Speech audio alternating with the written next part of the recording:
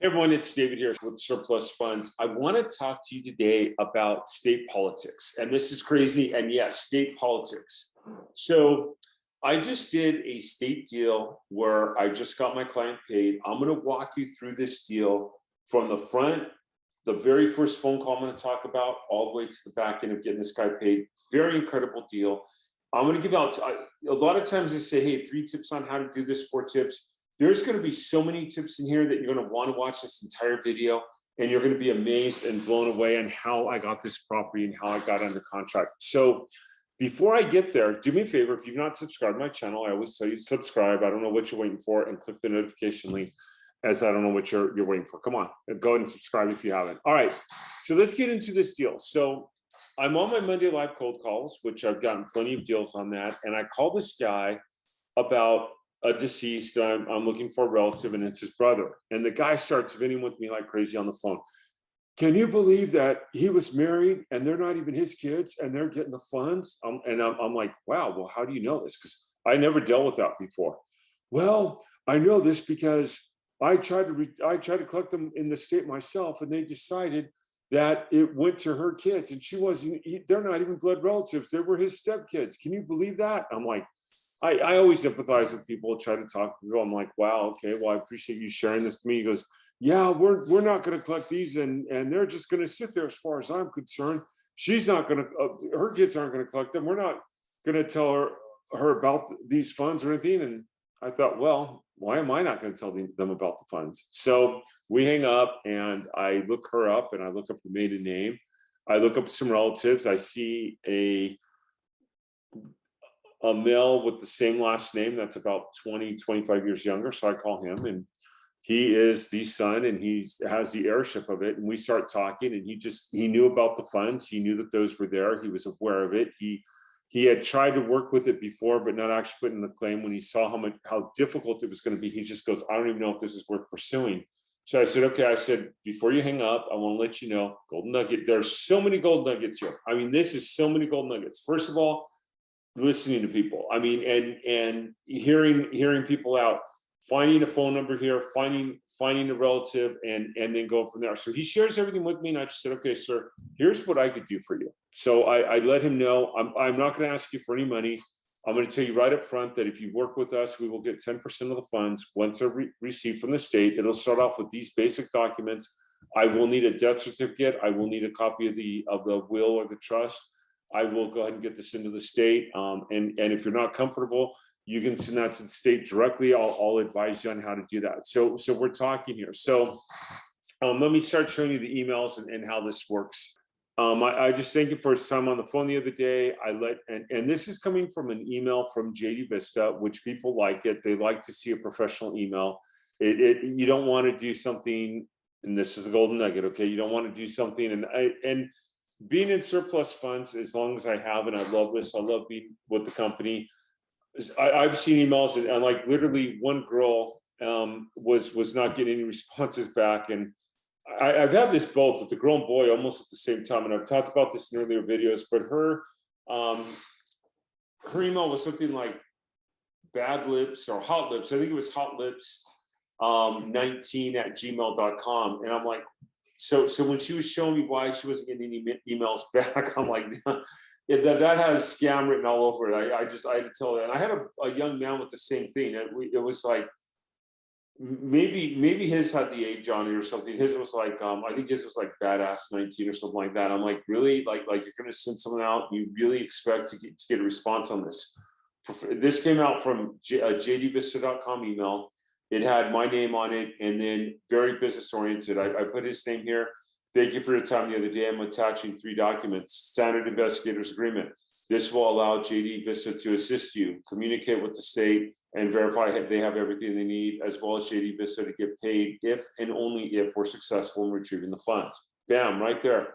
We won't get paid if he doesn't get paid. Claim for abandoned property. This is the claim for the property. I'm verifying, but since you are the executor, we should be good to go with just your signature. I wasn't sure about a non-blood relative. So keep in mind that my specialty has been tax overages in the state of Florida. And I went ahead and on my Monday calls, I've had a lot of people doing state funds, and I wanted to go ahead and venture into something different. I mean, diversify, I should say. And I started doing state funds, and I've been paid out on numerous deals. It's been pretty awesome, and it's really it's a little bit of challenges at times, which I'm going over, but it is a great way to make some extra money. And generally, yeah, I'm calling this state politics and dealing with state politics, but the state it's a great way of making some extra income. Table of heirship, okay. Upon your approval, again, this is a golden nugget. I never say I'm going to put this under contract. I'm going to do this, this, and this, because it makes people nervous. But if I say, hey, I'll work with you, and with your permission, with your approval, and the agreements, those are the type of wording that you want to use, the type of wording you want to use when you're working with your clients, okay? And then I let him know that I'll send him a UPS envelope of where everything goes. JD Vista will send out the notary. If you wish, we will pick up the tab on that. Feel free to reach out to me if you have any questions. It's a pretty serious email. I mean, I pretty much cover everything, and I'm not saying too much, I'm not saying too little, but it lays everything out. And then I ask him, please make sure I put in everything correctly, like review these, make sure I've done everything correctly.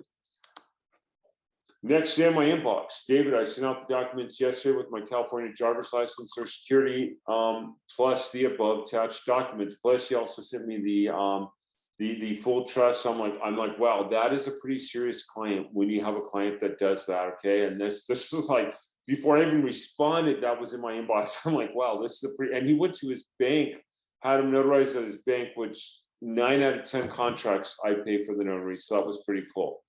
Okay, here's emails that went back and forth between us. I want to protect his name and his identity and everything like that. I mean, you know, it's just, yeah. So, but we started off in July, or early July, and we went all the way up until March. I mean, it was just crazy. Actually, we have more emails than just that, but I'm updating him. I'm letting him know that everything is still on the works. I checked this claim a few times with the state and he asked me to, because, you know, we're now hitting January, February, we're now hitting 6-7 months, and that is a long claim. Like, I had claims that I had put in after his that I was getting paid on, and I shared that with him. I think it's because he was a step kid, and not really the blood relative. I think they really looked at that one pretty hard. I'm not 100% sure, but that is my hypothesis on that one. This is from the state. Hello, this was in March, early March, or late February. I'm sorry, late February. So we're July 2nd. So July, August, September, October, November, December, January, February. So we're about 8 months into this claim, and that's one of the longest ones I've ever had to work. This claim has been evaluated. It was determined that additional documentation is required. We will require an updated investigator's agreement. I sent an investigator's agreement. What's up with that? Well, this was my mistake, and it's something I should know better. Like I said, keep in mind, I've done some California deals, but Florida is kind of my niche. What I did here is the owner always goes here, even if the person's deceased, their name goes here, which I did. What I did wrong, and I didn't realize it, is I put his name here and my name here, the deceased, when I should have put the trustee, that my client that I was now working with, his name went here, and I did not realize that I did that. So they caught it, they said that. So luckily, I called my client. I didn't want to have to do this, and I just said, hey, I screwed up. I didn't say it like that, but I just said, I put his name here. I knew better than that. I should have done this. Then I said, they're ready to pay this. They emailed me this. They're looking at it right now. And he's like, oh, he goes, I'll have it to you in a heartbeat. Like, literally, I scanned it, sent it to him, and like within a blink of an eye, it seemed like it was back. So it's just like he had it right back to me. I mean, again, an incredible client. They wanted the full will and the full trust, which made no sense because there was no will, there was only a trust. And there were some other emails going back and forth here, and I'm trying to share with them that, hey, here's what he has. So I went ahead and I see if I have it here. I'm like, is this good? It reads him as trustee. It was the full thing, had him as the trustee. on this, and I get an email back saying that it wasn't, and I'm communicating with this with them, and he's like, California just wants to keep my money, don't they? They want the interest on it, don't they? And you know what? I mean, they probably do make interest. I honestly don't know. That was the first time I had heard that, but I do know that they are not going to pay a claim if you miss crossing a T or miss dotting an I. You're not going to get paid, or your client's not. That's why I always say, and there's so many gold nuggets here. I mean, I've shown you part of a contract. I've shown you some emails. I've shown you how the process works. I'm showing you the emails that go back and forth and how the state communicates with you at this point. And I've had deals that have gotten paid right out, but they're protecting themselves. And that's kind of what I'm telling them is like, hey, they're protecting themselves here. Let's get this. So he sends me the full trust that is so long. It's like, I've never seen anything so long. My Google Drive went, my storage went haywire. My computer was having a fit. I couldn't send them as attachments. It was crazy. So I put everything on a certain drive, on a Microsoft drive. And I sent it to the state, and I just said, here's a copy of the will of trust. It's so large, it has to be shared in the drive. Please confirm the steps. And he emails me back, hello, David. Our network won't allow us to access these links. Never doesn't give me any advice, doesn't tell me what he can do, anything like that. So I'm emailing my client, I'm letting him know that I'm still working on it. And luckily, my computer guys just compress the files. Like the guy that does the surplus list site, he's absolutely incredible. He's just like, just compress these, and he sent me he sent me a PDF on how to do that. I've done it, but it'd been a while. So I literally compressed all the files into 10 attachments, and literally each attachment had over 50 pages. It was just insane.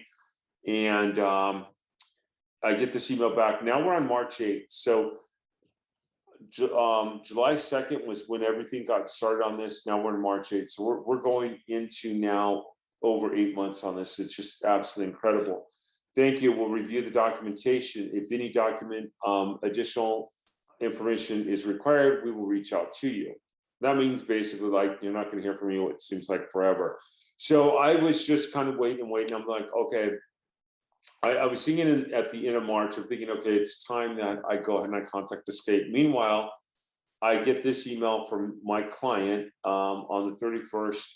It says, David, still nothing from the state, ... So I went ahead and I emailed the state, and I just said, hey, any update on this claim? This was, and it just said, I went ahead and did this on April 11th, and I waited about another week or so before after his email. I think I was out of town, a couple of things was happening, and it said the claim was paid for the 7th of 22. Now, I've given you a whole mouthful of how an actual claim got paid, what happened from start to finish. It started, it went, and then it finished, emails, everything else that went on. It'd be very easy to ignore this and do an easy one, but he got 13,500 roughly, round enough numbers. I got 1,500.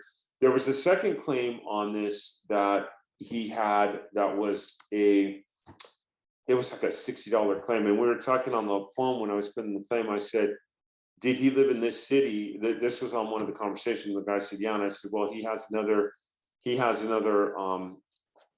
one in for, it was a real distinctive last name. So I knew it was probably him. I said, he has another one for $60. And the guy kind of scoffed. He goes, let's not even put that one in. It's just not even worth the time. I said, well, let's go ahead and put it in. I said, take your wife or something out to dinner, go out and have some fun on the town, do something, And the guy goes, yeah, you have a good point. I said, all you have to do is sign for it. It's $60. I mean, I don't care about $6. I mean, but yeah, you'll get the $60 and go out and enjoy dinner or something, or take your wife out to dinner. So he went in and signed that. At that point, he asked me, gold nugget here, hey, and I'd already done this. He goes, can you check funds? But not only did he have me check funds for him, he had me check funds for several relatives that he had, and I looked, and none of them had anything at all, any of the funds or anything like that. So we went ahead and we checked that, and we looked at all that. So that is this deal, literally from the start to the finish. So just some good key points here that I want to give you. Number one is communication is key.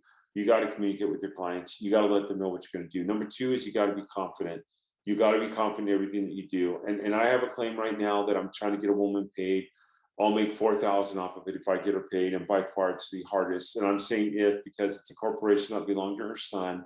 Her son, unfortunately, is deceased, and there's a lot of back stuff with this corporation. And I'm trying to see if we could just get some matters waived with the California Franchise Tax Board.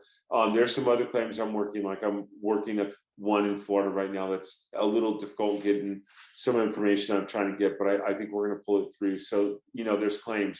Now, you get a lot of people on these videos, and I'm not trying to knock anyone else. I wish everyone the best.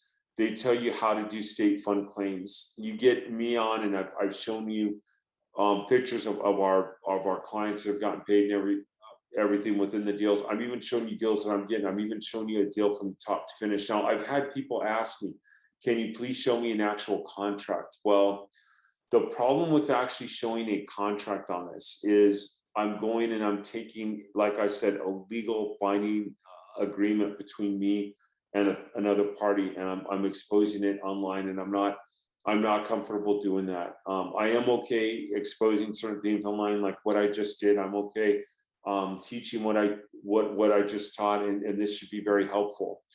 And a lot of you may ask me, like, well, how do I get successful in this? How do I do this? What do I do? Well, it starts off like, if you go through and you look at all of our successful warriors, and I've done a couple interviews. Look for my video with the interview with Dylan that I just did recently. It all starts off with consistency, continuity.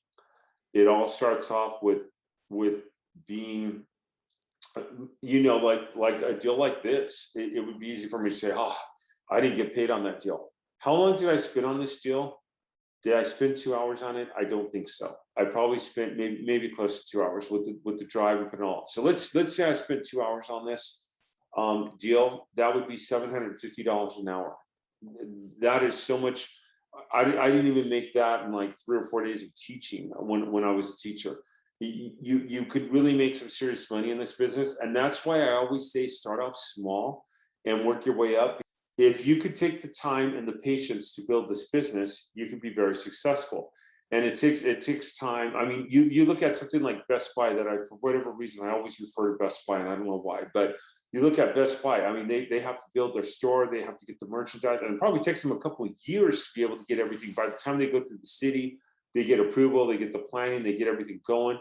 It probably takes them a couple of years. So for me, it's well worth the wait to go ahead and establish and be able to build a business that you keep on building it and make it happen. So I hope this helps. Do me a favor, comment on this video. I feel very good about this video, and I think you guys are going to do very well with it. Let me know what your thoughts are, and I'll see you around on the next video. Thank you.